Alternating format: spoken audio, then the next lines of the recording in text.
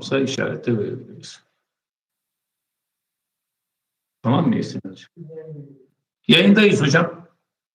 Değerli öğretmen arkadaşlarım, Atatürk Üniversitesi'nin öğretim görevlisi saygıdeğer Cengiz Hocam, bizlere lütfedip katılımcı olarak, konuşmacı olarak katılan çok kıymetli Gülşah hanımefendi, hepinize iyi akşamlar diliyorum.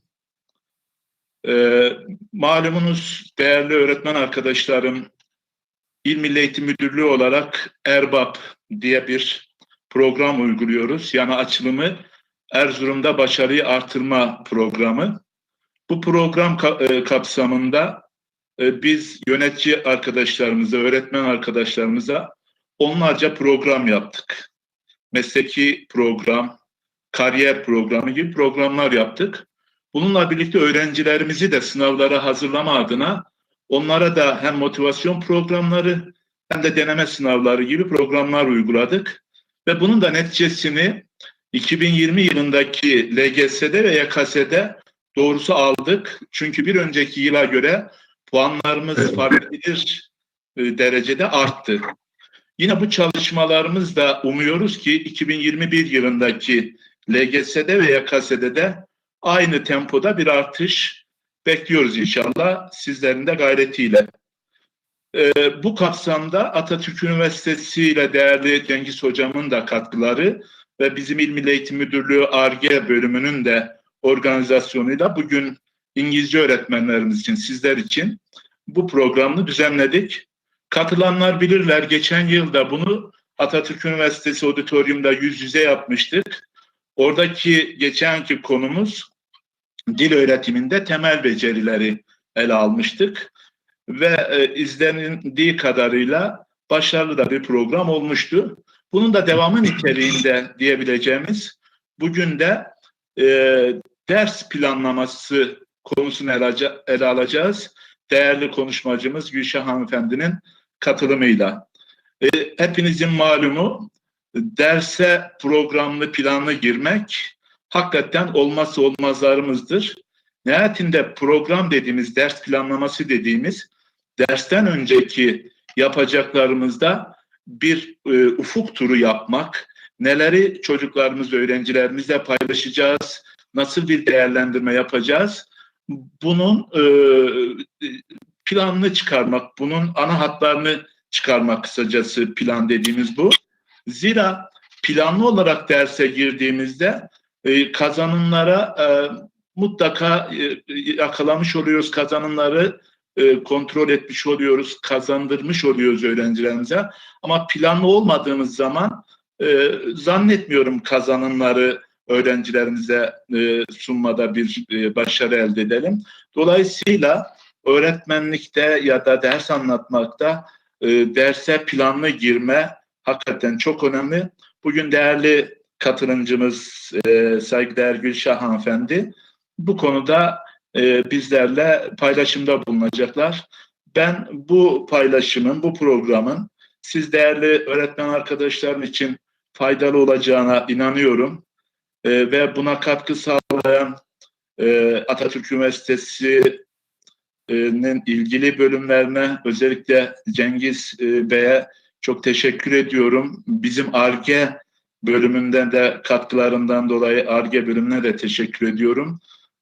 Ben iyi bir sonuç alacağımız temennisiyle bu programın başarılı olmasını diliyorum. Hepinize iyi akşamlar. Çok teşekkür ederiz Sami Hocam katılımlarınız için. Evet sevgili öğretmen arkadaşlarımız, ben öncelikle hocam da bahsetti. Atatürk Üniversitesi Uluslararası Dil Sınavları Koordinatörlüğü olarak biz bu programı aynı zamanda öğrenme ve öğretmeyi geliştirme birimi beraber olarak yapıyoruz. Şimdi kısa bir şekilde ben İngilizceci olarak da kendim de İngilizceci olduğum için Sami Hocam olayı biraz daha geçip Gülşah Hocam'la ilgili bir şeyler söylemek istiyorum. So, it's a great pleasure for me and for all of us to introduce our speaker tonight, who is going to talk to us about how to plan language lessons effectively. Gülşen Hüseyini is a Cambridge Authorized Center Exam Manager for our International Teachers Development Center, ITDC, Turkey. Prior coming to Turkey, she has worked as a teacher trainer for Azerbaijan Teacher Development Center and an educational specialist for Azerbaijan Education Ministry and Baku City Education, I think, yeah. Gülşen holds international qualification in teaching English, such as CELTA certificate, TKT certificate on 4 modules, and Train the Trainer certificate for CELTA S and CELTA P. As for education, she holds VA in teaching English as a second language for Azerbaijan Teachers Training Institution and a MS in Education Administration for St. Cloud State University, USA. Okay, so this seminar will be, I think that 75 or 80 minutes will be the presentation. And at the end of the seminar, I think that we will have 15 minutes for the questions, yes? Yes, yes. And also during the presentation, I will also ask if our teachers have some questions. So if our teachers have some questions, they can directly write your questions to the chat box. So we will. And I think that Gülşen Hanım will try to answer, I think that all the questions. And at the end, we will have 10 or 15 minutes just for the questions, I think, yeah? Yes, yes, just for the questions. And also at the end of the training, at the end of the webinar, I will share with the link where teachers can go and download the summary of these training handout and also lesson plan templates and also one lesson plan example. Okay, so it is time to leave the floor to you, Gülşen Hanım, to make your presentation. Thank you very much. Again, I want to greet everyone. Hi, I hope you are keeping safe and healthy.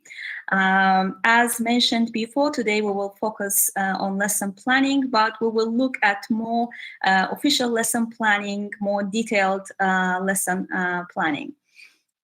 And as you know, don't worry, at the end of this training, you will have the link to get necessary handouts. Okay, today in our session, I will try to introduce you lesson plan components and also introduce you at least 2 kinds of lesson plan templates. Now, actually, I want you to complete the following sentence. A good lesson plan is like a because. Please take a moment, couple seconds, and try to complete the following sentences. And Sinan Bey actually will share your examples with me.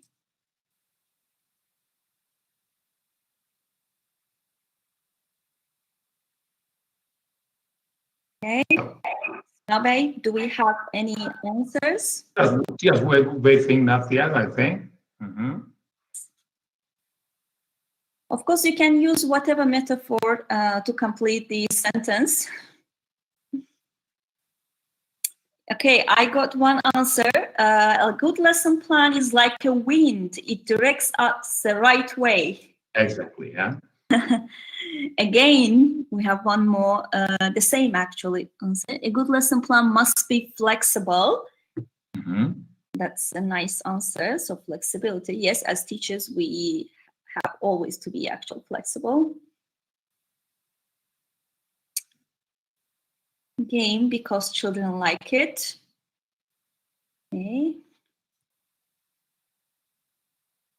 Okay, if we don't have any more answers, so I can actually proceed with my answer.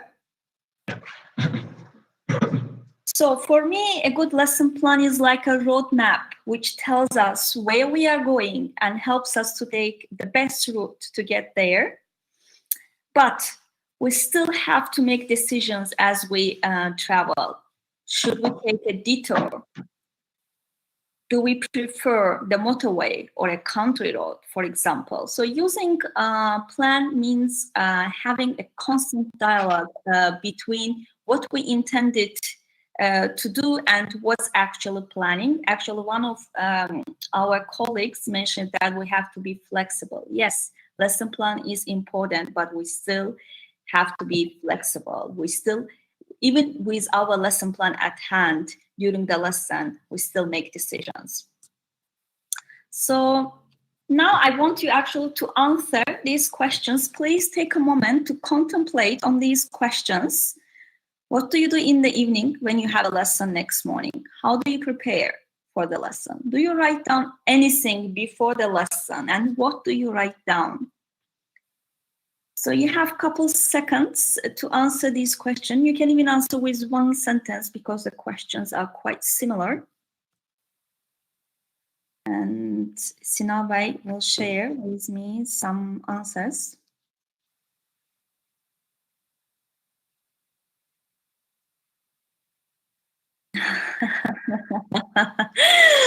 Not together. Okay, Cengiz, right? Okay, Cengiz doesn't even want to get up to go to the lesson. Okay. Okay, so Sinabay actually mentioned that they are getting my message a little bit late, so that's why I have to wait a little bit for the answers.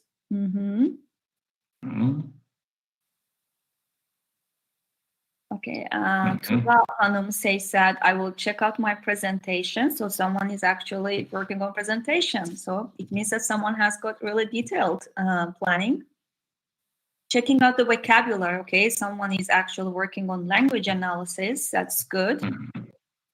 Skills, okay, someone is focusing on skills. And someone says that I like my lesson spontaneous, Mesut Bey. I think usually very experienced and creative teachers can have spontaneous lessons. We call it actually jungle pass teaching. These people actually need to be so creative to think about different activities and tasks on foot. Someone is searching for proper materials, adapted for their lessons, looking for different kind of task types, vital notes on the phone for the coming lesson. So it means that we are actually doing some kind of planning. It can be very detailed planning. It can be half planning. It can be maybe some of us even dream about our lessons. So we visualize our lessons in our hand, but we still do some kind of planning. So today we will look at different components of lesson plan. I actually divided it into two parts: background information. Background means background information about the class, the teacher, the learners, the materials, and overall aims of our lessons. And procedure, it is most important part of the lesson about the stage, the instruction that we are going to do. And today, actually, I want to present. I'm sorry. Okay, sorry. Usually something pops up in my computer. Today, actually, I will show all of these things in a grammar lesson, and my grammar structure will be used too. So, background elements. These are the points that I will cover as background information. Let us actually delve into it. So class description, you can also call it class profile. Basically state who your students are in terms of sex, gender, age, level, reasons for learning the language, how they get on with each other. Are there any things they enjoy doing in the classroom? What are they good at? Their weaknesses. So let us see my example, my class description. I hope everyone can see it. In my last classroom, actually, I was teaching adults. So as you can see from the example, I mentioned their age, their nationalities, and how they behave, how they get on with each other, and also what they are good at. And my students were like good at productive skills at speaking, writing, and they had good range of vocabulary, and they enjoy communicative speaking activities. Basically, this is kind of a brief description of my classroom. If you have very small classroom, like with 6 students or 7 students, it means you can even give actual more detailed information about each student. So assumptions. Assumption is what we assume our students know and can do about this topic. Basically, give a brief rationale for why you are doing this lesson at this point in time. How does it build on previous lessons? How does it meet students' needs? And you can also mention what your students already know to do to cope with this topic, or what kind of experiences they have with new topic. So let us see my example. So my students know already use past tense to talk about past actions, and now they will learn about use to be able to compare the past and present. Okay. So aims. Aims are also very important part of our lesson, because we do lesson for a certain aim. So we have a purpose actually to do specific lesson. So main aim describe what we want our learners to be able to do, even to be able to do better at the end of the lesson.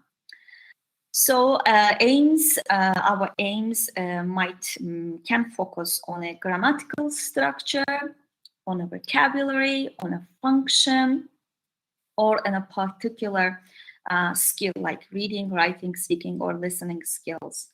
And we usually use the form by the end of the lessons. The students will be able to, because we want to give them time.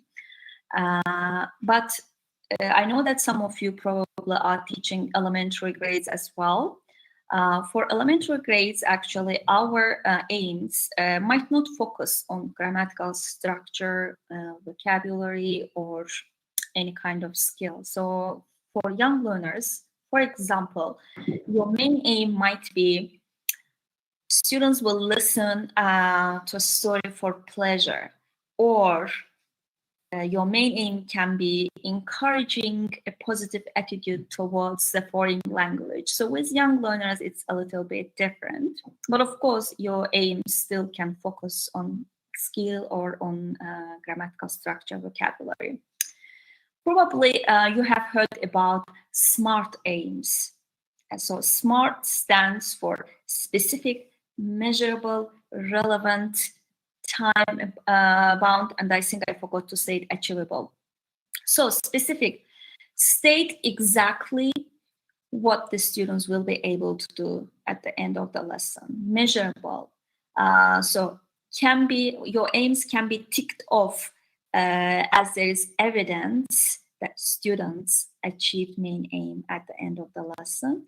Achievable, so it's possible for the students to be successful with these aims. That's why you have to consider your students' level and also the time available. And relevant, your aims should be related to your course, to your topic, and also time bound. We want actually to give our students some time. And as you can see in these slide, I put by the end of the lesson, but you might have aim which you are trying to achieve by the end of the unit or by the end of the 2 weeks. So it depends. So as aims need to be very specific and measurable, it means that we have to use active verbs such as write, speak, use, tell, assess, compare, contrast. So we have to use active verbs because it is easy to measure active verbs. And it's also nice to have aims, because if someone is coming to evaluate your lesson, for example, you have inspection. By the way, I have been inspector and I have visited lots of classrooms, both in America and both in Azerbaijan.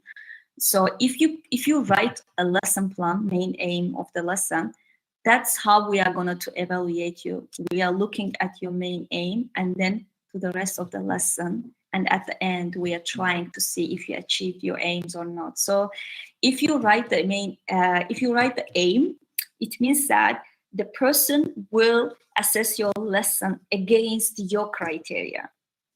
So, and it's good actually to have one or two main aims, maybe one aim. But for my lesson, actually, I put two aims to achieve as a main aim.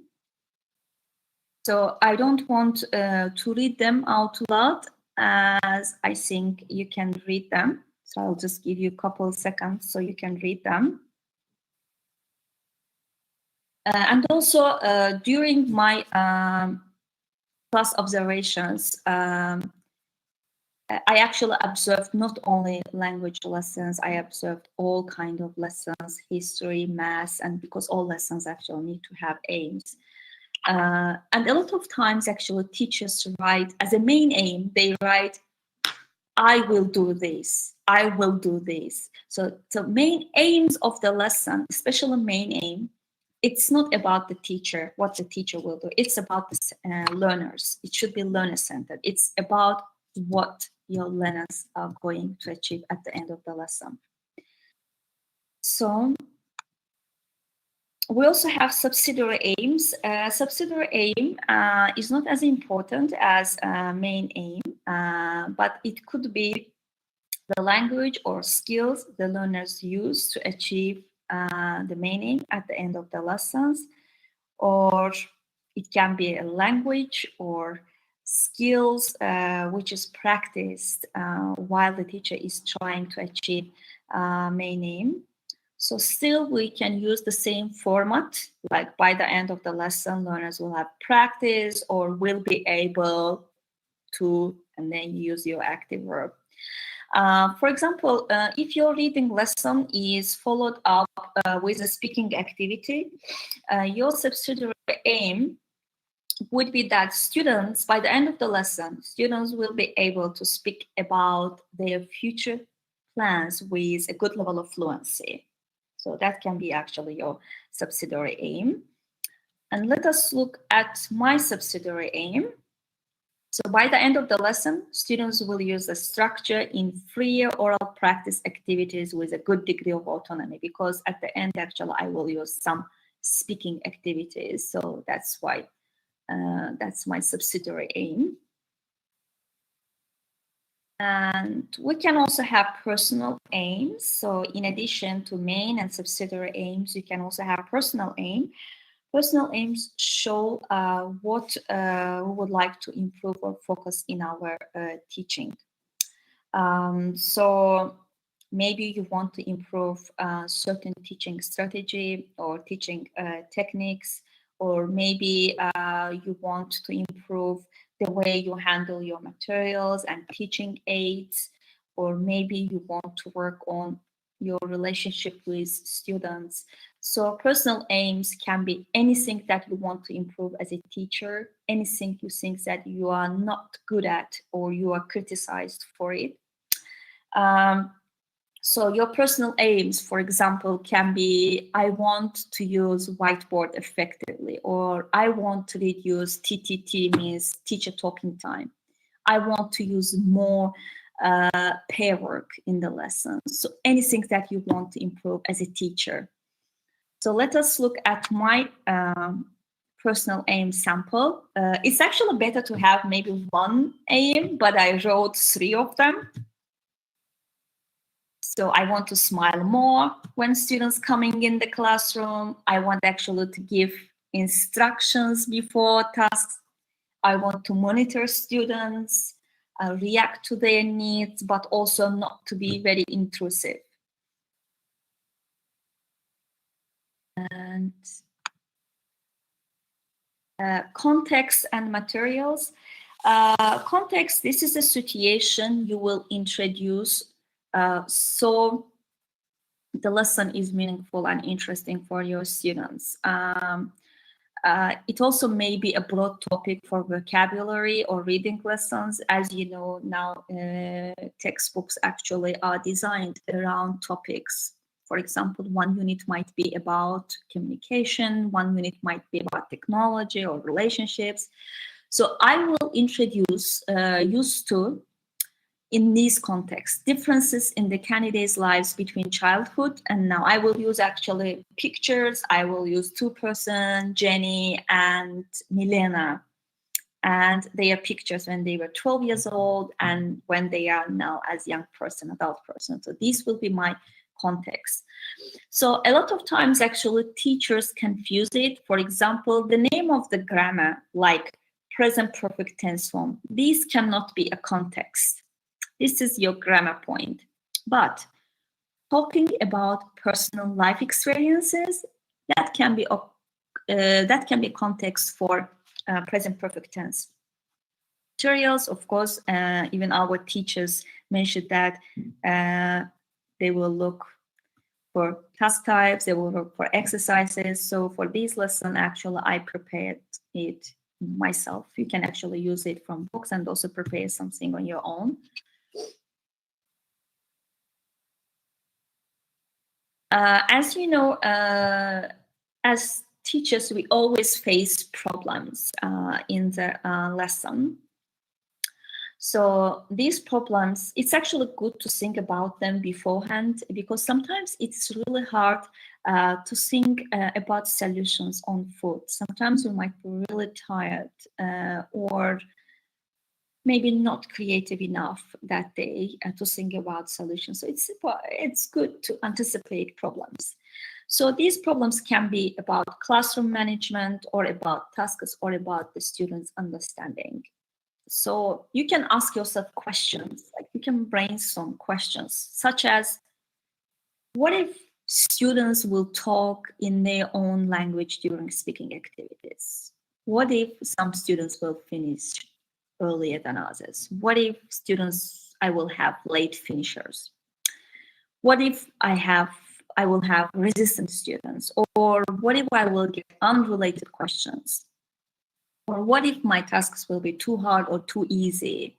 So you have to think about it and also about possible solutions for it. So I thought about possible problems and possible solutions for my lesson. And these are actually general problems, which is more related about classroom management and about tasks and students' understanding.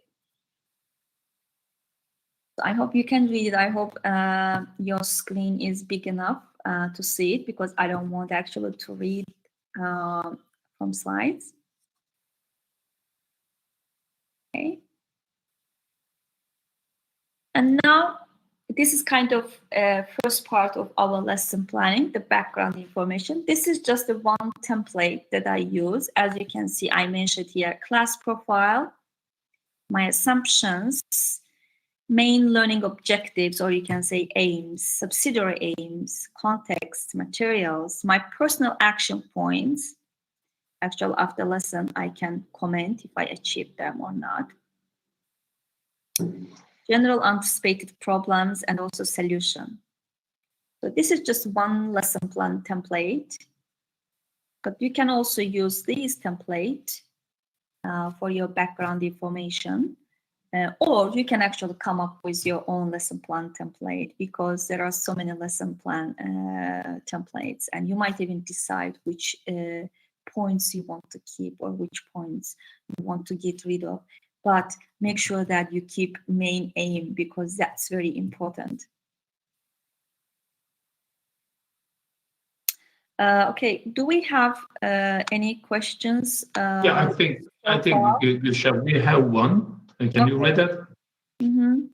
And it said that if our class's profile is really low and uninterested on the subject, what can we realistically aim? Okay, it means that the teacher is working maybe with beginner class or elementary class. Maybe the teacher, as lately I taught like mostly adults. What I do at the beginning of my lessons, I actually do some survey to get my learners' interest areas. Maybe the teacher is using the topics that's not very interesting for students. So you might actually have some conversation with them. or maybe do a survey, because we don't have, I know that you follow some books, but books are only resources for us. It doesn't mean that we have to follow them. It means that maybe your students are more into speaking activities, more into games, because you still can actually practice grammar, vocabulary through, through games as well. Or maybe you need to have aims according to their level. Actually, I didn't understand, because when you have elementary students, you actually put your aims accordingly, because in my example, actually, it is intermediate level students and they are adults. I hope I did. I hope I answered. And also, it depends if your students, usually our students are mixed ability groups, and if you have mixed ability groups, so then it means that you can actually have them work in different groups and maybe give them different tasks, because some learners are really good and some learners are lacking behind, but you can still differentiate your tasks, so everyone on the same page. Anything else? Or Nothing. No, we don't have now. okay. I think Sinabe is. Yes, he's typing. I think. No question. Questions. Okay. Of course, it might seem a lot, but the thing is that if you want to do detailed lesson plan, then these things actually can be added. And it doesn't matter if you are teaching young learners, secondary school students, lyceum school students, or university. It doesn't matter. There will be some differences with young learners. Actually, I mentioned one with aims. And also, I will actually mention whenever it comes up what kind of things we need to consider when we are teaching young learners, when we are planning for young learners. So now procedure elements. This is actually the main part of our lesson planning. So it is a part of the lesson which lays out the stages in the lesson to ensure that the main aims are achieved. And these parts should have enough details so that another teacher can take your plan and teach your class. So stage name. As we know, our lessons are divided into different parts, such as lead-in, or you can say warm-up, presenting new language, practice, feedback. So we have different stages. So we have to show our stage name. And also we have to write the aim, why we are using warm-up. What is the reason using warm-up? What is the reason using presenting new language or practice? Because when you write actually aims for each stage, it actually allows you to see how your stages, how your instructions or tasks, activities help you or lead you to achieve main aims.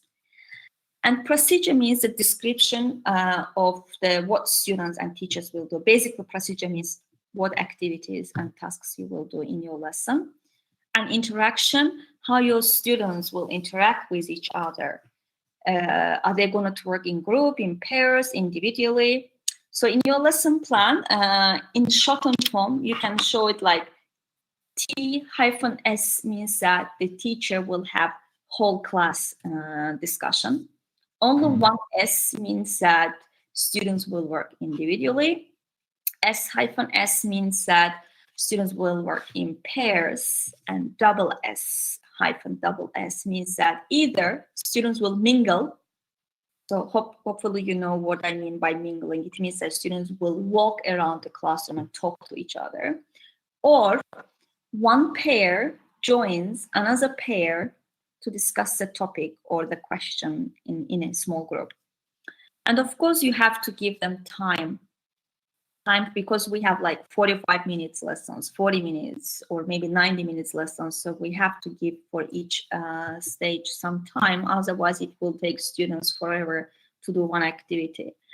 And here in procedure elements, in this part, you can also, maybe you have a task which has complicated instruction and you want to write the instruction there as well. Just make sure that you are giving clear instructions. or maybe you will include your questions. We call it concept checking questions. Hopefully in future we'll have another training focusing on concept checking questions, basically checking understanding. You can actually include these questions in your procedure part as well. This is, you will actually get these lesson plan as an example. You can see here I gave the time, and also I put interaction. Yeah, we will have actually a whole class discussion. Stage, I put building a context. It can be also leading as well. And I put the aim for my stage and procedure. So what I will do, I will show them the pictures, then I will elicit information, sentences from students, I will write them on the board. So this is kind of how the procedure part looks. So when you get actually this lesson plan, you can carefully explore it. And also you can use this template, whatever template works out for you. Maybe this one might be a little bit, for some people it is complicated, you know, but for some people it's easier when they write in the chart. So whatever is easier, you can even come up with your own lesson plan template to include the procedure elements. Do we have any questions so far? I think, can you see it, or would you like me to read the questions? Can you read it, Gülşah, or? Yes, I can read it.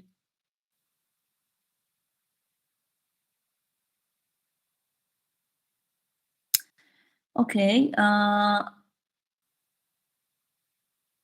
Because of connections, people, what can I do? Communication skills to be improved. And then we have most of our students sing English as a lesson, as a language.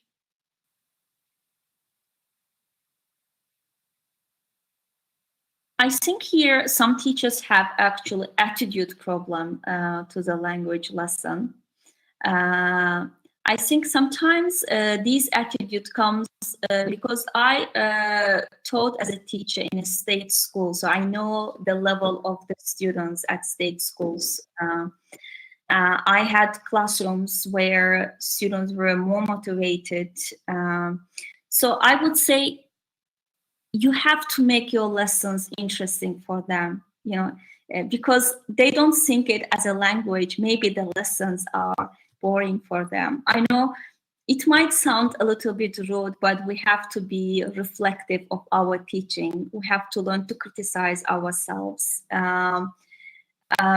Because a lot of times it's not interesting for them and they don't dare to talk about it. So the teacher has to make different kind of activities, because we have students with different learning styles, like visual learners, we have kinesthetic learners, we have audio learners. So you have to think about different kind of activities. You cannot always do controlled practice activities. You cannot always do written activities. You have to do meaningful activities. Actually, we'll talk about activities, different types of activities, meaningful, real life activities, in order to have them actually to think about it as a language, as a means for communication, not a lesson. I think that most of our teachers have problem because of the online teaching nowadays we are having. But I think that if we are not so late as Atatürk University, I think that we can organize another seminar, maybe in a short time, about online teaching. I think that most Milli Eğitim, lots of people made something, but a special for English teachers teaching online, because you know that group interaction, communication is a bit more important in language teaching. I think that teachers certainly need something about how to be interactive, how to be active in online teaching.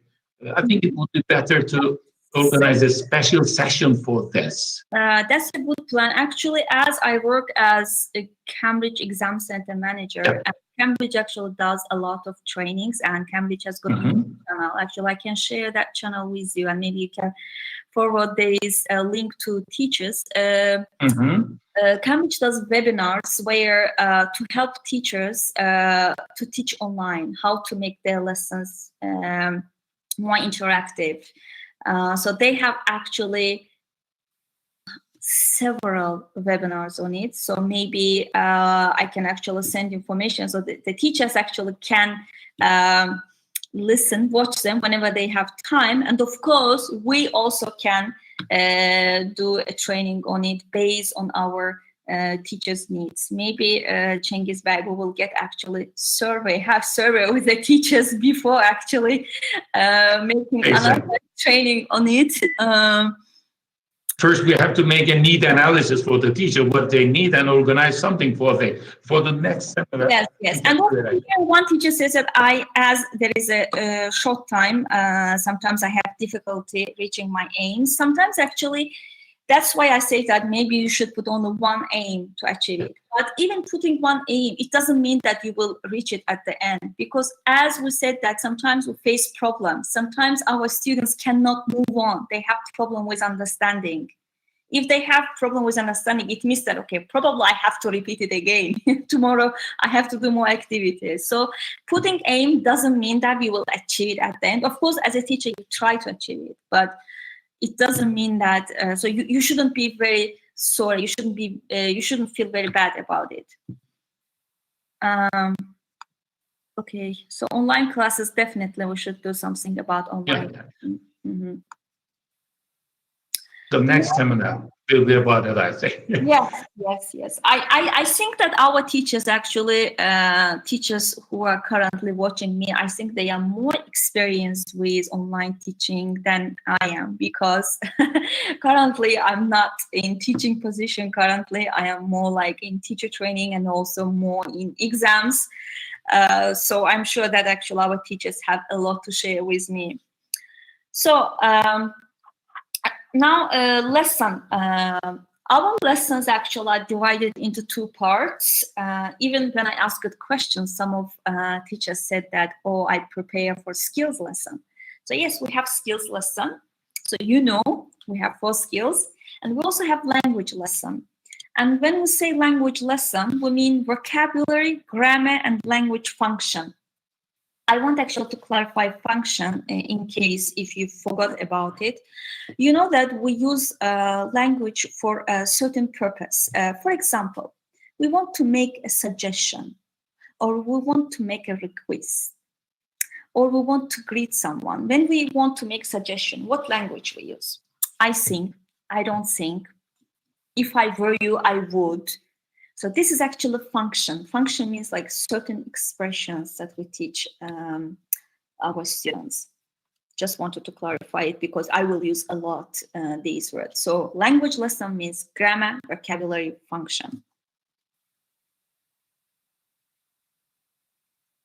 And in our language lessons, we use different kind of activities, tasks. I actually divided them into 3 parts. But of course, in some literature, sometimes activities are divided into 2 parts as well, or they are maybe named a little bit differently. So controlled practice, sometimes it's also called restricted practice. So basically, what does it mean? It means when learners use the target language. When I say language, from now on, understand grammar, vocabulary, and function. That's what I mean when I say language, target language. So when learners use the target language repeatedly and productively in situations in which they have no choice over what language to use and what to say. So in controlled practice, our focus is on language accuracy. We want the students to use it correctly. And these kind of tasks have one specific correct answer, that's all. And we do a lot of immediate error correction in these practice activities. Usually we use these controlled practice activities immediately after presenting new language, grammar, vocabulary, or function, okay? We will actually look at examples, but one example, for example, we teach present tense form. And whenever we teach something, we actually teach it on sentence examples. For example, I say students, John gets up at 7 a.m., has breakfast, and leaves home at 8 a.m. And then I want actually maybe students to repeat it, to drill it. So that's actually controlled practice, because the students don't have any choice what language to use. They just have to repeat after me. And also the information, they only actually say whatever I told them. Guided practice, it's also called semi-controlled practice in some literature. In guided practice, still learners use certain items of language. I mean, whatever we taught them. But learners have some choice regarding information. We still work both on accuracy and fluency, but we do more selective error correction. Maybe we only correct most repeated mistakes by the student, not all the mistakes. So guided practice, we will see the example, but what I can say about guided practice, for example, we have we want to practice present perfect tense form, and we do a story chain activity. For example, first student says, "My name is Roberta, and I have never eaten raw fish." And then the next student says, "Roberta has never eaten raw fish. My name is John. I have never climbed a mountain." As you can see, students don't have choice over the language because the teacher asked them to use present perfect tense. They still practice present perfect tense form, but they have choice on information, because I don't know what Cengiz Bey will say me, you know, as a sentence, as a story, because I don't know what kind of sentences they will come up.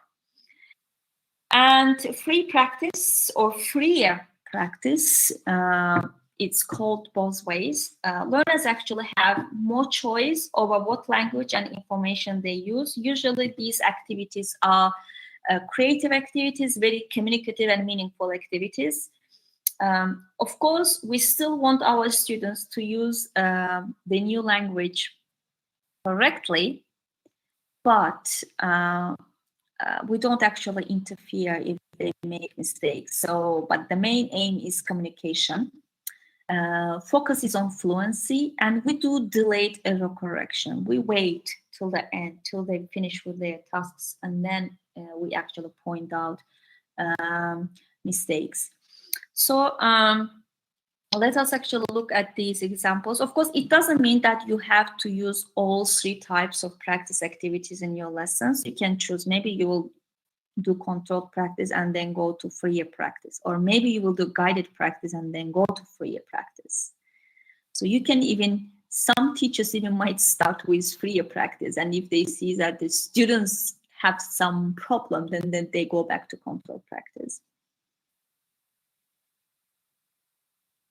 So these are samples for each type. In controlled practice, as you can see, fill in the gaps, put the words in the correct order, sentence transformation, multiply choice. These activities have only one specific answer.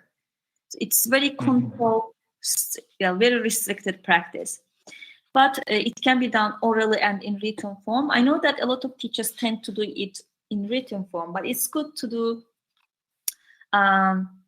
oral controlled practice as well, because at the end of the day, actually, we want students to be able to speak, to communicate in this language. For example, I will pay attention to a sentence picture. You can show them the picture for 45 seconds and then take away the picture and ask the students to tell you as many sentences as possible using past continuous tense form. Still, they are using past continuous, but this is more oral. It's controlled practice, but it is like, even the information is controlled because they will actually say whatever they see in the picture. Interviews can be very structured interviews. For example, 2 students have information about 2 different countries, and they have a chart in their hand which says where, capital, or nationality, or capital city, and then they go and ask each other. So this is very structured interview. And these are examples for guided and free practice. If you pay attention, free practice activities are real life activities, communicative, very meaningful activities for students. In free practice, actually, you might want students, for example, to practice present perfect tense on, but you don't have control over it. For example, when students start to discuss something, they might use actually all sorts of language, but the focus is on fluency here. And you can see actually some activities are the same. For example, we have information gap activities in guided practice, and we also have it in free practice activity as well. Here it is very close activity. For example, students use charts, to ask each other questions, but here open, for example, they have similar pictures and they have to ask each other questions to find out similarities and differences. This is more open information gap activity. So I don't want actually to spend too much time. These are like possible activities. Of course, you can create your own activity. Or can I add something, if you don't mind, Gülşah? Yeah. Yes, I think that with these activities, it is certain that our teachers have some weaker students in their classrooms. Yes. Yes. So in control practice, the weak students will certainly have a bit more problem. Yeah. But certainly in free practice, even the weakest student will have a chance to do something. Yes. Even to say something, and it will certainly motivate him or her to contribute to the lessons or not. Yeah. Yes. We can actually talk a lot. Maybe in our other training, we can talk about how group students, because our classroom is never the same level. It's always mixed ability students. So we can actually maybe in another training talk about how a group, what kind of tasks we can use with different groups. And I also want to pay attention here, talk about young learners, because some of our teachers are teaching young learners. Pace and timing are very important considerations at primary level. It's better to use very short activities. As we know, little kids' attention span is only 5 up to 10 minutes.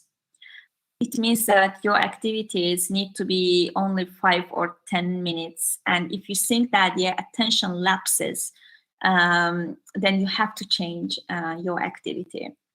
And also make sure that even with young learners, make sure that you are practicing all 4 skills, and also try to use a good range of stirring and settling activities. So I want actually to clarify these terms. So stirring activity means very lively activity, very energetic. We want actually to increase the energy of our students. But settling activity means very calming activities, very silent, quiet activities. So usually with young learners, you might actually start with very lively, with very stirring activity, and then follow up with stirring with quieter activity. And with young learners, make sure to use a lot of pictures, cards, flashcards, and also use TPR activities. TPR means total physical response, like to use physical activities. For example, you say them the words and they have to act out these words, or you tell them a story and in some part of the stories they have to do some actions. So of course with young learners, they don't know much. Probably you will have more like controlled and structured, very structured practice activities like here in controlled practice, but still make sure that you do oral and written one. But with advanced learners don't like too much controlled or structured practice activities. So when I say advanced, I don't mean like 11th, 12th grade. I mean people who has really good language level students. I hope I can continue if there is not any question. Is there any question? Or? And most of our teachers are asking for materials, I think. They need materials. They are asking for materials. They need lack of materials. Most of the teachers asking about that, yeah? Well, we have so much materials. In recently, actually, we were doing training for about resources to our teachers. We usually work with private school teachers, but they're preparing students for exams. So maybe we can think about something about sharing some information with our teachers about online resources. Even though actually we give you resources, still as teachers, you need to spend some time on exploring those resources. And still at the end of the day, you are the person who decides which material you will use. So I know that with my teachers, sometimes in my trainings, because even the practice activities, activity types can be actually another topic, completely different topic for a training. So I want to go with language analysis. If you are doing a language lesson, I mean grammar, vocabulary, or function, you need to research the language. The more you put into the research of your target language, the easier it will be for you to clarify the language for students. So you have to research the meaning of the new language item and how you will explain, how you will convey the meaning to students. You have to think about pronunciation features. You have to analyze the pronunciation features of new language item and also the structure, the form. And also, you have to think about what kind of problems your students will have with meaning, pronunciation, and form. Before, actually, we talked about anticipated problems, but it was about general, mostly about classroom management.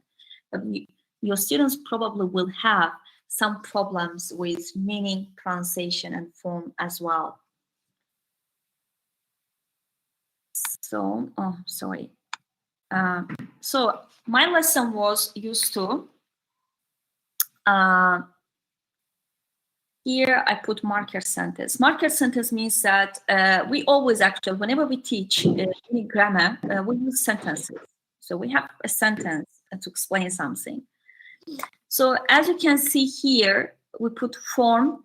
Phonology means, you know, pronunciation, and appropriacy, like register, or is this language formal, informal, or negative. So as you can see here in my sentence, in phonology part, in pronunciation part, I mentioned the stress, intonation, and the linking sound, the pronunciation, yusta. Because used to, we write it separately, but when we say it actually together. So in pronunciation part, you highlight the pronunciation, problematic sounds, stress, intonation, linking. And in form part, you know, whatever we teach, we always put the structure. Structure means form. For example, I put the structure of this sentence, subject plus yusta plus base verb, or you can say infinitive verb. And also, this language is neutral language. It's not formal, it's not informal, it's neutral. And here, concept means meaning. Okay, what does this language mean? This language is used to express past states that have stopped. And here I put my concept checking questions. With these questions, actually, I will check if my students understood this sentence, the meaning or not. Okay. And here, I put specific potential what kind of problems students might have with concept, with meaning, with pronunciation, and with form. For example, S used, instead of S, they might say the.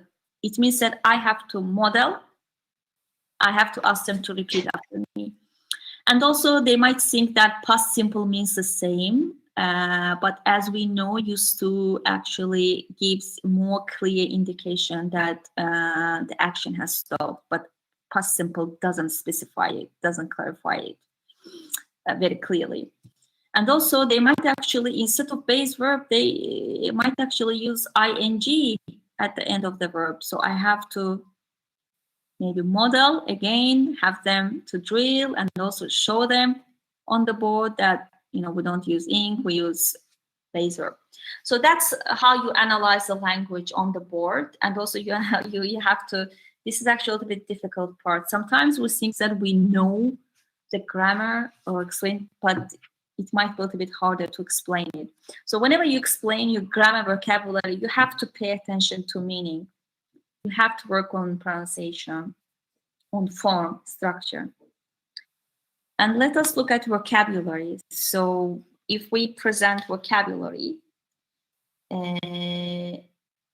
what does this NPF mean? So I had two words, plain and frumpy. I have to show what part of speech is it? Is it noun, adjective, verb, regular verb, irregular, whatever is it? So I also show the stress. And I will also show problem sounds actually here I will mention, because sometimes plain, Jane. So plain is more like longer sound, A, but Jane is like shorter. So meaning, what does this item mean? What does this word mean, plain? The meaning is here. And how I will actually teach this meaning. I will use the context of Milena. Actually, in this lesson, I use stories like Milena, pictures, Milena when she was 12 years old and when she is now. And then I ask my questions to check the meaning. And here I put like what kind of problems they might have. They might think that plain is used for men as well, but it's only used for women. Or problem with sound in plain and Jane. Or the students might think that plain is adjective because it's describing someone, but actually I will point out to the article that it's actually noun. So basically you have to think how you will teach your meaning, pronunciation, form. I like actually to use this form because this form asks the question, so you know what you are going to focus. And you can also use this template to do your language analysis. I know that it's a little bit difficult, but today actually we are actually looking holistically at lesson plan. In future, if you think that you want to focus only in one area, actually we can do something about it. We can actually focus only in one area. And maybe do some tasks yourselves as well. Hey, any questions so far? I know that language analysis is a bit difficult. Can you read them?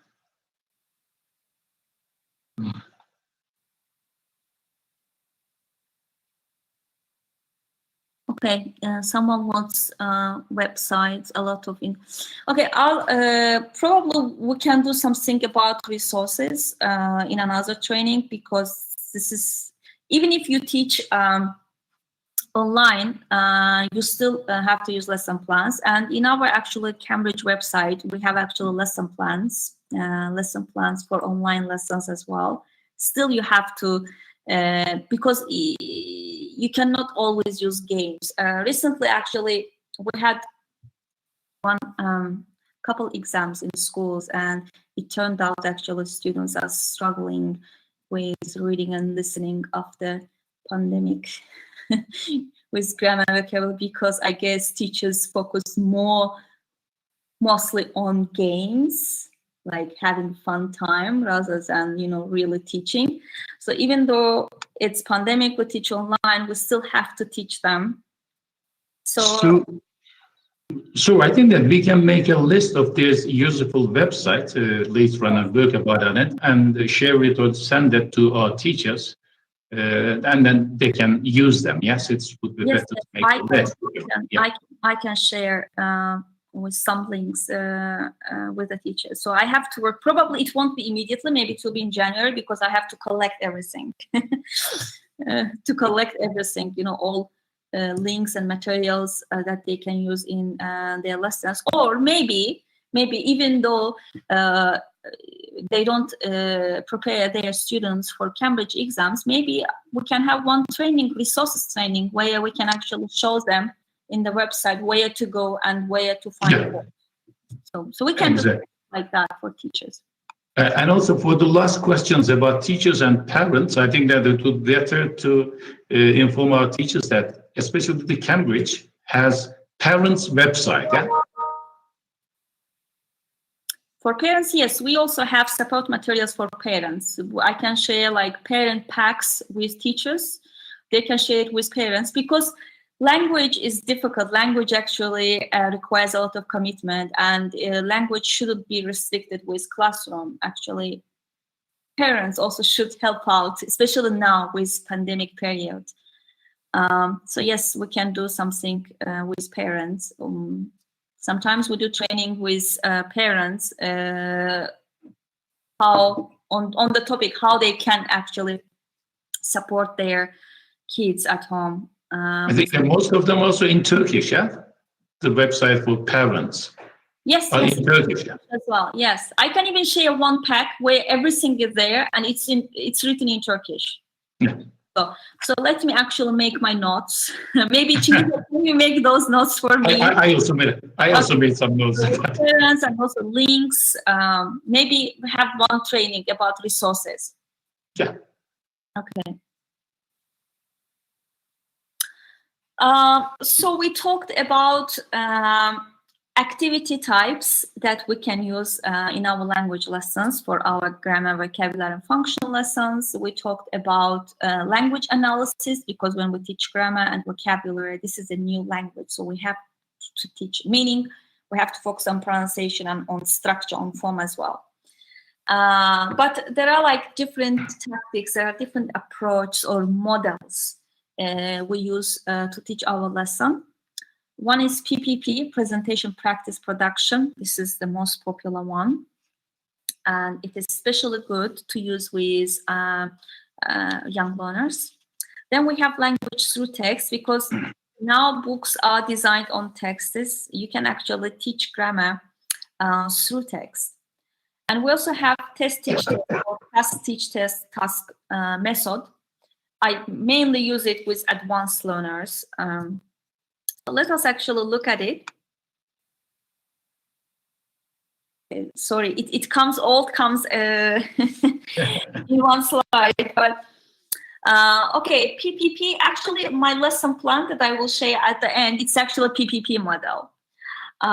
Presentation, practice, and production. Leading, building a context. As you can remember in my used to lesson, I'm actually building a context with pictures. I'm talking about Jenny and Milena when they were 12 years old. I showed them pictures. I actually draw the timeline, put the pictures, and I asked the teachers, students questions to get the sentences, my main sentences to explain the grammar. And then you do language focus, MPF.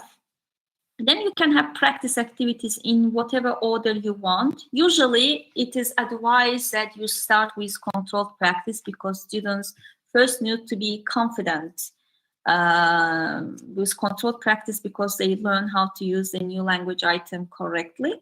So first they have to be confident so that later they can do freer practice. But I don't know if you heard about Michael Lewis. In his structural approach book, he writes that in learning language, fluency comes first, then accuracy. Even when students, if you talk in your own language, if the kids talk in Turkish language, when they are really little one, when they are 2-3 years old, they don't speak accurately. They make lots of mistakes, but they speak fluently. But the accuracy comes when they grow up. When they grow up, actually, now they talk correctly. So Michael Lewis thinks that actually this works for foreign language as well. So teachers shouldn't worry on correcting all mistakes in the beginning. They should actually focus on fluency, because he thinks that accuracy will be achieved later. For example, we as teachers, because Neither you nor me are native speakers, so we have a good deal of fluency, but we still have to work on our accuracy. And then we have language through text. It means that the students have reading text, or it can be listening text. We call it audio text, recording. So how can you teach the steps of your lessons? Leading, again, we want actually to gain students' attention in the topic, in the reading topic.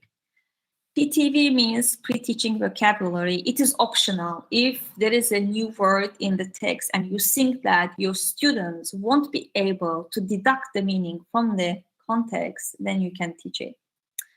Then you have your first task, gist reading or listening, which means reading and listening for general information. First, students need actually to understand the text cognitively in order to deal with it linguistically. So they do gist reading. We will actually look at gist reading and listening later.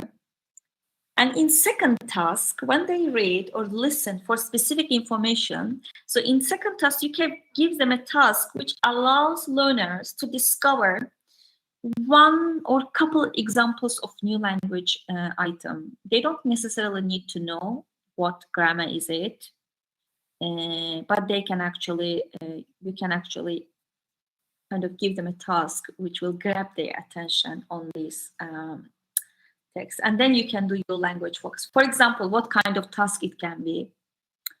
Maybe you are teaching past continuous tense form, and you have maybe a listening task. Maybe it is a listening lesson. You started with listening. You can tell students, write like 4 sentences and say that they have to listen and finish these sentences. And of course, the second part will be past continuous. And when they finish it, you can ask them to underline the past tense forms. They will underline the past tense forms. And you can then ask them, what is another one? Some of them might be able to explain it. If not, then you will say the name yourself and then do your language focus on it. Of course, then you will have your practice activities. If in future, because I have actually separate like trainings about each of them, but I have it very practically, maybe after pandemic situation in future, when we have time, when we can do face-to-face training, can do it face-to-face. I can actually come inside the classroom and teach one lesson, and you will be my students. Teach one lesson using, some of these approaches, or maybe one of it, so you can see how you do it. And also test, teach, test, or task, teach, task. When we say test, we don't mean like multiply questions. Test means that you want to first to check what your students know about it. And I use it a lot with advanced learners, with adults, because adults already know something, especially if they're intermediate level. You might actually test and then decide that, oh, actually they know it. They know this grammar or vocabulary. I don't have to teach it. And then we can do something else. So what are the steps for this lesson, for this method? Leading, again, because you are building a context, you are gaining their attention. Then you give them your first task. Sorry, I think sometimes I am losing. Okay. But ensure that your task is contextualized. So it is not a random list of questions. It should be around some context. For example, if I want to teach my students like past conditionals, my context can be, like my leading can be, I can tell them a story, a thing that I regret about, because we use those conditionals in situations where we are unhappy or we regret about some stuff. And then your task, your sentences, again, situations can be about these topics. And keep these tasks very short, because you will do MPF on it. So you don't want to have actually 10 or 15 sentences. 3-4 sentences are enough, maximum 5 sentences. And then the teach part, it's actually feedback part. When you look at their sentences, if they wrote it correctly or not. If they write it correctly, good. If not, then you correct the mistake. And then you do MPF, meaning you can actually ask questions, concept checking questions. And also you can focus on pronunciation, on stress or difficult sounds or intonation, and form, the structure of that grammar. You can actually get it from students. And again, you can give them similar task. It can be written or oral task. It's good actually to do oral tasks, some creative tasks as well. So you can do again, give them similar tasks to make sure that they understood it. So this is really good with advanced learners, with adult learners, with your 11th, 12th graders, or if you're at university with university levels, or with students who are in 9th, 10th grades, but they have really good level of English. So first you test if they know it. If they know it, you don't go, you do something else. If they don't know it, you do some teaching and then you do similar task again. I know it is hard to understand it as a lecture. Probably you have to see a lesson. And as I mentioned, in future, inshallah, when the pandemic is over, because these lessons actually, you have to see it in example. Someone just needs to come in the classroom and have one lesson using one of these, which one you are interested in, lessons, so you can see how the lesson evolves, goes. And no worries, actually, you will have all these handouts. And we have a skills lesson. So let us continue with our skills lesson. And of course, stages during reading and listening skills lesson, we have pre-reading listening, while reading listening, and post-reading listening. Pre-reading, actually, in pre-reading we use a lot of prediction, guessing activities, and while reading will be like more gist and scan tasks. Gist means reading or listening for general information, and then scan means reading for specific information and also listening for specific information. And post-reading, post-listening, maybe after reading and listening, you want to do tasks such as writing, speaking, or maybe you want to do grammar and vocabulary. And when we teach reading and listening, and this is called the receptive skills lesson, so you actually try to improve some sub-skills like reading and listening for gist and also reading and listening for specific information. So you try actually to improve these skills. We also have reading and listening for details. So, and these are possible activities for improving these skills.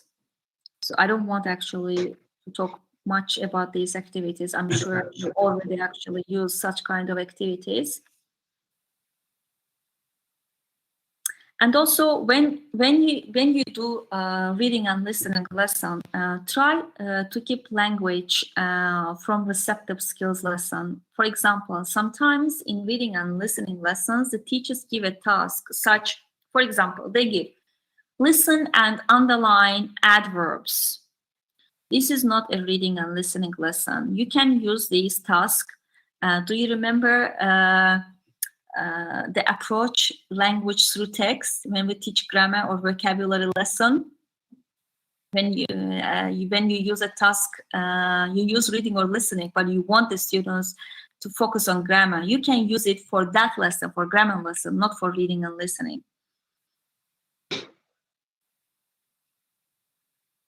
So possible stages for reading and listening. Again, leading. As you know, in our textbooks, we have texts around certain topic. So your leading activity is, or you can call it warm-up activity. Try to gain students' attention to the main topic. Pre-teaching vocabulary optional. Try not to do it too much. Because if you do it too much, then your students don't learn and deducting the meaning of the words from context.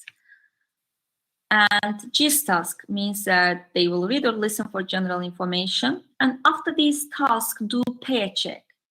And then feedback. Feedback means that you check if they have done the exercise correctly or not. Try to use pair check as much as possible in reading and listening lessons, because it's very important as it builds confidence. You know that reading and listening, especially listening, is hard. So sometimes when we immediately ask our students, tell me what you wrote, they might be really shy because listening is really hard. So it's better after tasks, they check it in pairs and then you get answers from them. And then tasks for specific information, again, pair check and feedback. You can do tasks for detailed reading and listening. This is optional. Sometimes I go from GIST task immediately for detailed reading and listening, because this is about comprehension. And as I told before, you can do vocabulary tasks. Students might actually, you can give them some words from text and they try to deduct these words meaning from the context. Or your reading and listening lesson can be followed up with speaking or writing activity with productive fluency tasks. If you do fluency tasks, it means you have to do some error correction at the end. So this is possible stage, and you will get actually these stages. Tip for listening. Listening tasks must require short answers, because students cannot catch up with longer tasks and listening at the same time, and it can actually demotivate them. So try to keep your listening tasks very short. Of course, you shouldn't monitor during listening activities because it can distract students. Even in our exams, when it is listening exam, our invigilators are not allowed to move around the classroom. And during pair check is good when they actually check the answers in pairs. You walk around and you see if your students need to listen for the second time. Sometimes you walk around and you notice that none of them got, or most of them didn't get the answers. It means that they have to listen for the second time. And students need a chance to read questions before listening, because when they read the questions, actually they can underline some keywords, and beforehand they know what they are listening for.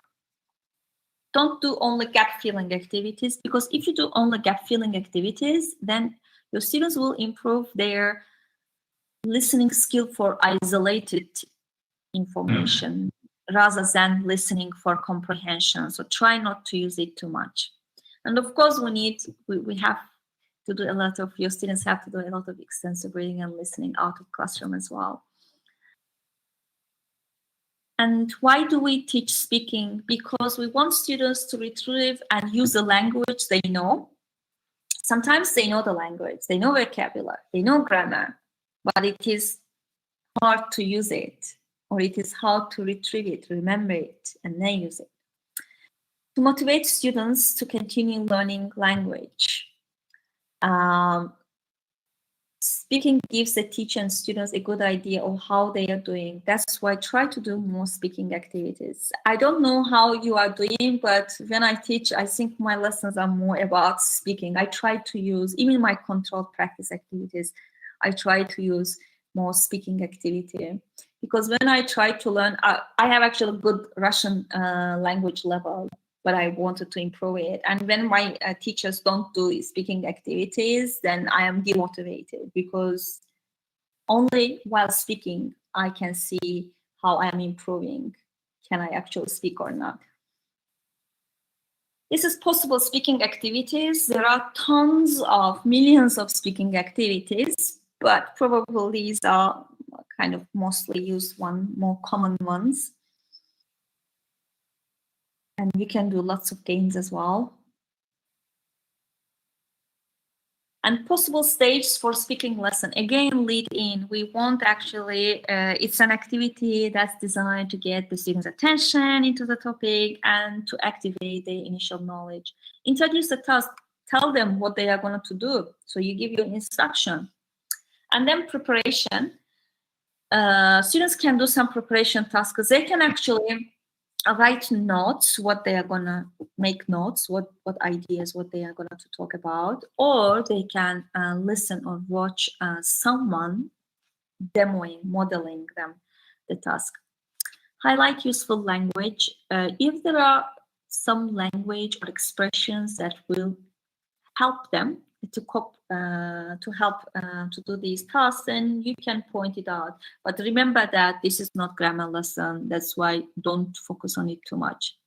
And then students do speaking task, and then you give your feedback. So your feedback is more like positive reinforcement. So you actually tell them, you kind of summarize, kind of sum up the exercise task, and also you feedback, you give feedback on their general performance of the task.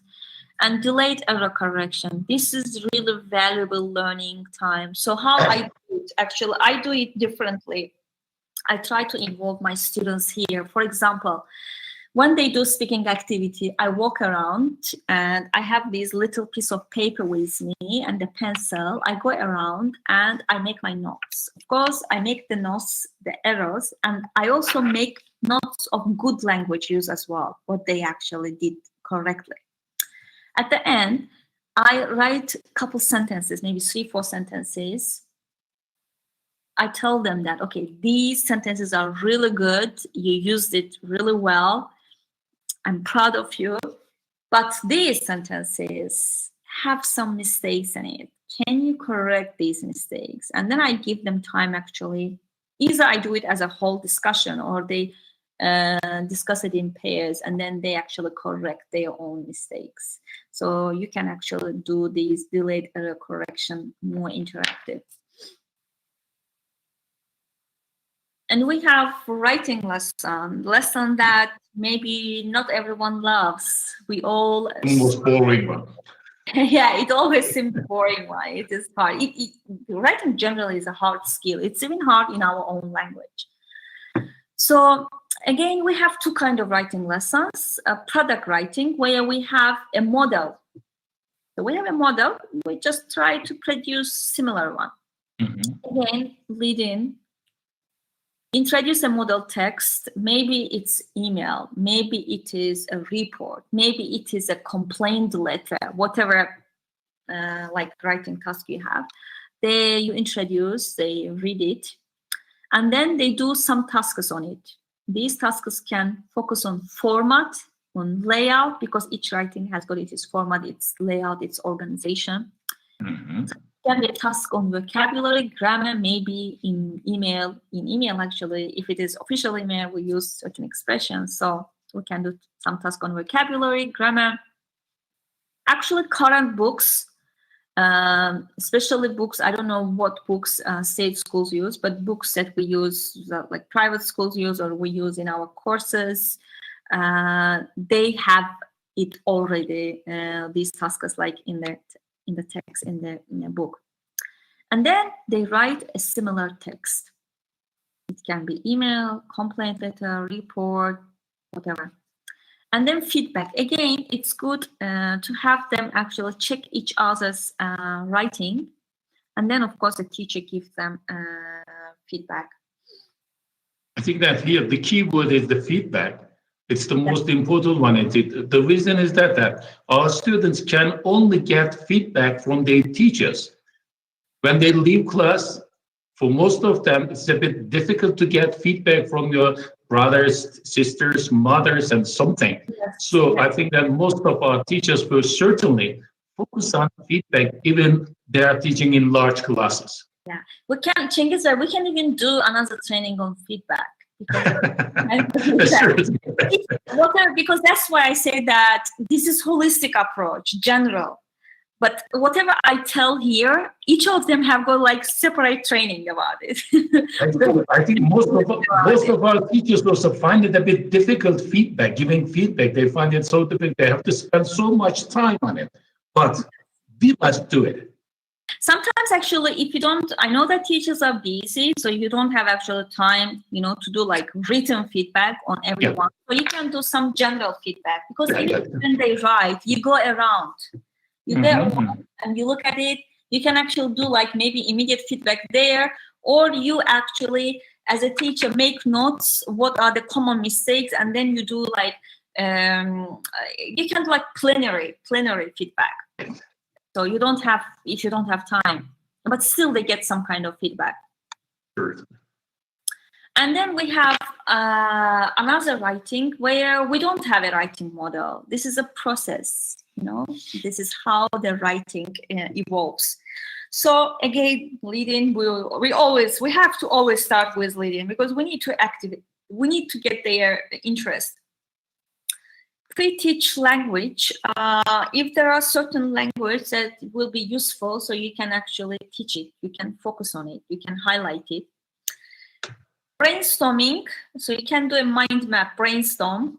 So what things can be included in this writing. And also they plan. In planning, students again plan the layout, topics, ideas that they are going to include in this writing.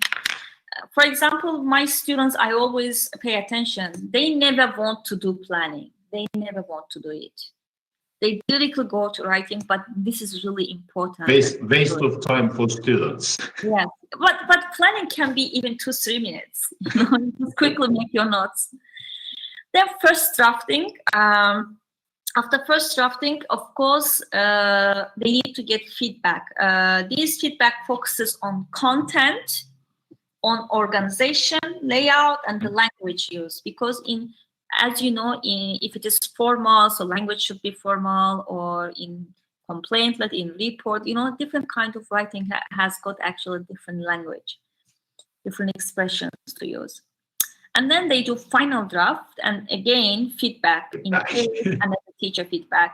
So here at the last feedback, the teacher can focus on content, only just on content. And also, I think that writing doesn't mean writing 3-paragraph composition, 100 words or something. Even filling a form, a registration form or something would be a writing activity. Because most of the teachers or students, we think that when we are talking about writing, it's like that, write a 3-paragraph composition about this topic, at least 20 words or 250 words. No, actually, just filling a form would be an activity of writing, I think. Yes, that's actually a good point. It's really nice that you pointed out, because even in exams, in our Cambridge exams, so I know that we just focus on descriptive writing, but we have persuasive writing, we have argumentative writing, we have email writing, we have report, we have email complaint letters, so we have like in certain forms. So all of them are different kind of writings, even filling in charts or writing based on charts. So different kind of writing. So it shouldn't, because if you use only one type of writing, it's really boring. Then writing lesson is boring for students, because you are always writing descriptive writing. For example, for me, it's interesting to write complaint letter or email, especially like report or persuasive. You are trying to persuade someone to do something. So it is really actually creative, and they get actually, because it's interesting for them, so they get interested in it. And whiteboard, many experienced teachers suffer from untidy whiteboards. This is actually my main problem. Or we don't use them as effectively as we would love to use. So in your lesson plan, you can also put your whiteboard plan, how you are going to use your whiteboard. You can even zone out your board, so you can have, for example, what does this means? For example, you can say that this part will be grammar, this part will be vocabulary, and I want this part to be there all the time till the end of the lesson. And then this part will be like reusable part. So I can write something, erase, and then I can write something. So it's good to plan it beforehand, because I know that most of us really struggle with whiteboard usage as well. And this is kind of end of our plan. Always stick to plan. I know that at the beginning, one teacher said that we have to be flexible. Yes, we have to be flexible. So when we can deviate from our planning, when something unexpected happens, for example, the topic is not interesting for students, it's boring. So no need actually to go with a lesson plan. Or the tasks that we arranged, it's too easy for them or too hard for them. So there are actually some unexpected problems, and so it means that you have to make some change. You have to have like kind of plan B. And then when your students are not ready to move on, your students didn't understand anything, they are not ready to move on, they want to focus on this thing, maybe on another thing. Or when you have magic moments, you know, when students want to talk about the topic, or when one of them says something and then everybody gets interested in it, Yeah. and everyone now wants to talk about it. Sometimes we have to listen. We have to listen to our students, because otherwise they will think that we don't respect them or we don't listen to them. Of course, we cannot do it all the time, because sometimes students might use it as trying. The teachers must always have the control. Yeah, I think that. Yes, of course. You need to have these also. You know, actually, when they use it as an excuse, so you know your students really well. But still, it is good to have a plan, because it makes teachers confident about their teaching. It gives teachers an effective time and lesson management. And also, it gives students a good impression that the teacher is prepared, professional. And also, it gives the teachers a clear idea where their students are. And also, basically, it gets you ready for some problems. But at the end of the day, we have to remember that we teach our students, not the plan. Certainly. So, yeah, sometimes we have to be flexible about it. But when you have some plan, maybe you might tell me that, oh, the plan that you introduced is too detailed. Yes, it is too detailed. If you don't have time, what you can do half planning. Maybe you can have your main aim and then the procedure part, stage, your active tasks. You can write it on a piece of paper very quickly as a note, or you can have these sticker notes. I know one of my former co-workers, she would actually write everything on cards or on sticker note and then change the places of the things. Yeah. So whatever works for you. Whatever works for you, but there are really important things to include in lesson planning, especially young teachers. If you are a young teacher, especially the first 5 years are crucial moments. So as a young teacher, you need to have really detailed lesson plans. I think only very experienced teachers, experienced and creative teachers. Sometimes some teachers might have 20, 30 years experience, but they always use the same method, the same strategy. So I don't accept it as experience. So when I say experienced teacher, it means that that teacher is very creative, flexible, and that teacher knows maybe hundreds, thousands of activities, tasks in mind, and can change everything very quickly, can make decisions on food. So those teachers, yes, those teachers can go without a plan and do this jungle path teaching. So thank you very much I know that it was late, probably most of you were late, but you were hanging on there with me. So these are our contact information. You can see our organization's phone number, website, and Instagram, LinkedIn, Facebook, social network as well. And Cengiz Bey also took the notes. Yeah. You need. I think there were a lot of requests for materials and seminars and webinars about lots of topics. About online teaching. Yes, so, yep. And maybe in future, we will focus on some another topic. So this was very general. I know it was too long, but I hope you enjoyed it. I hope it was interesting or you got something for you. Here, I would like to say our teachers that Atatürk University here, I would like to just share something, if I can, with Yes. them that have lots of opportunities that we can work and help our teachers. I have to just wait a few minutes. Just we are also waiting for our teachers' questions. If they still have some questions, they can type their questions on the chat box, and we would like to answer for maybe 5 minutes or something because they are a bit late here. Yes. Just I'm trying to upload my document here, but it takes time, I think. Okay.